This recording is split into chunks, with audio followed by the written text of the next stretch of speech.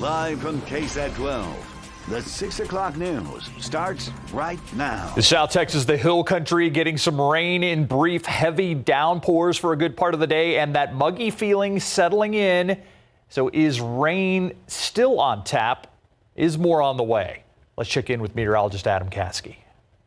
The answer to that is yes. We will have some more showers on the way tonight and even on into parts of tomorrow. So let's break it down for you, at least outside right now on the radar screen. Here's the wide view, and a good portion of the action is on the I-10 corridor east of San Antonio. But you even head into the hill country where we've had some good rain throughout the day today. Most recently, Rock Springs, Edwards County, and even parts of Real County had some good downpours earlier. This is a loop over the past couple of hours, so it's a more recent. What we have right here, moving through Bigfoot and more, it's actually exiting there and hitting Divine right now. Divine, you're just getting hit by this, and if it stays on that same path, it would hit Pearson now close to about 6:17 p.m. and then clip Castroville at about 6:33 p.m. So that's just a heavy downpour that's moving northward and about to cross over the Highway 90 corridor within about the next 15-20 minutes.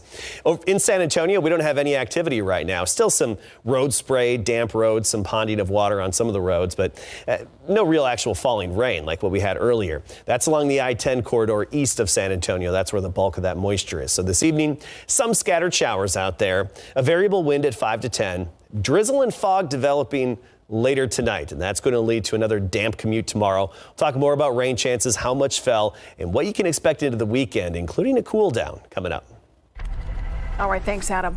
New at 6, broad daylight in a busy parking lot didn't seem to deter a man who police say tried to abduct a woman in Stone Oak. It happened in the Target parking lot near Highway 281 and TPC Parkway before 2 o'clock Tuesday afternoon.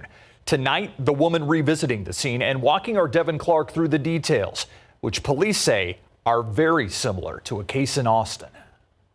I mean, he caught me completely off guard. What was intended to be an easy trip to this Target on TPC Parkway for groceries 2 days ago ended up becoming a scary experience for mother of two, Maria Rios. I parked and he parked one parking spot next. San Antonio police say a man driving this black BMW with a sunroof, standing about 5 feet 7 inches tall, 150 pounds with a medium build, tried to abduct Rios. He was like, yeah, we've met. Rios says at first the man who she noticed had a thick Middle Eastern accent didn't seem suspicious, but he also didn't look familiar. She walked closer to see if she knew him. He couldn't really tell me where we've met, but he's like he's very pushy about us knowing each other. And that's when Rios says he tried to open her car door and get her inside, but it was locked.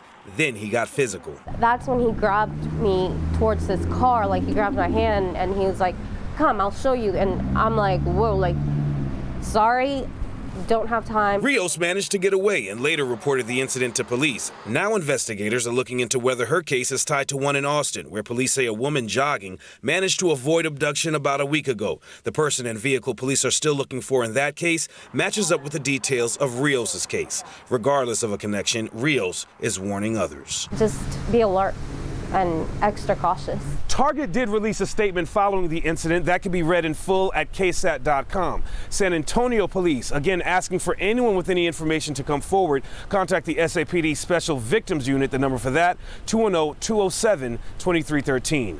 Reporting in Stone Oak, Devin Clark, KSAT 12 News. New information tonight about a suspected drug house where San Antonio police arrested a 47-year-old man and 26-year-old woman. They tell us the front door was barricaded with a large piece of wood from the inside, and there was a pit bull mix between the house and a garage apartment. Police say they had to shoot the dog after it came within a foot of biting an officer. They also say about 20 grams of methamphetamine and an assortment of syringes were found inside. Even code compliance had to make the scene due to conditions on that property. Jesse DeGriato tells us more about what happened and who else was at that house. San Antonio police serving a narcotics warrant at what they believe is a known drug house and a nuisance property for this Southside neighborhood. The man who lived there, taken into custody, also has an outstanding federal human smuggling warrant. He, along with a woman who lives in the house, also was arrested. Yet the couple weren't the only ones there. Police detained 11 people for questioning. Surveillance cameras at the house kept an eye on who was coming and going.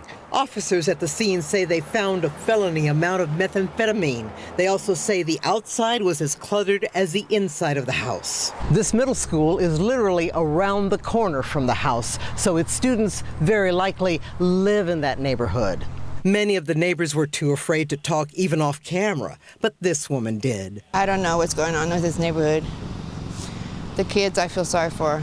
She says it's frightening to think her grandchildren and other students have had to walk by this house. Oh my God, no, they never walk alone, but just to think about it just hurts my soul. Still, she says she's hopeful the arrests here will lead to other needed changes. I hope something happens because we need to clean up this neighborhood, period. Jesse Degollado, KSAT12 News.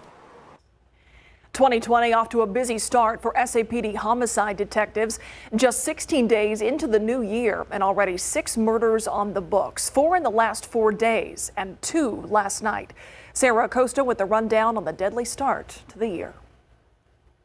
Received a call for a shooting in progress. Suffering from multiple gunshot wounds. He had a gunshot wound to the left side of his head. 4 days, 4 shootings, 4 people dead. Happening at the start of this week. 2 of those deadly shootings happening last night. That makes a total of 6 deadly shootings this year so far. Those homicides not necessarily happening in one location, but scattered across the city. From the far west side on Culebra to the far east side on North Foster Road.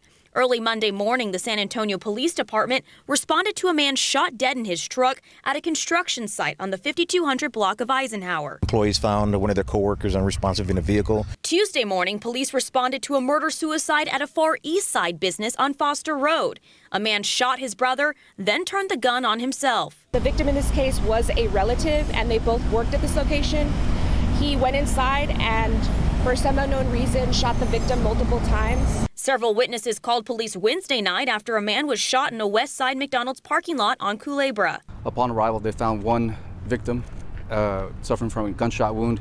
That man later dying from his injuries early Thursday morning. Not even 2 hours later, police were called for a woman shot dead in the chest after she pulled into a driveway of a home on West Olmos Drive. Police say it was this neighborhood near Thomas Edison High School where they found that car riddled with bullet holes.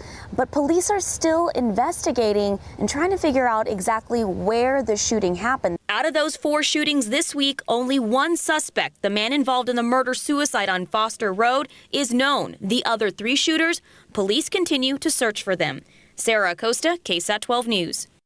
Bexar County investigators looking for some help tracking down those responsible for a 2018 murder. The victim's burned body found in far west Bexar County. 51-year-old Judy Ann Reyna was last seen April 24th, 2018. Her disappearance reported to the Bexar County Sheriff's Office. 4 months later, her burned body was found along Gross Lane in Lacoste. Information that leads to the arrest of whoever is responsible could be worth up to $5,000 from Crime Stoppers. The number to call, 210-224-STOP.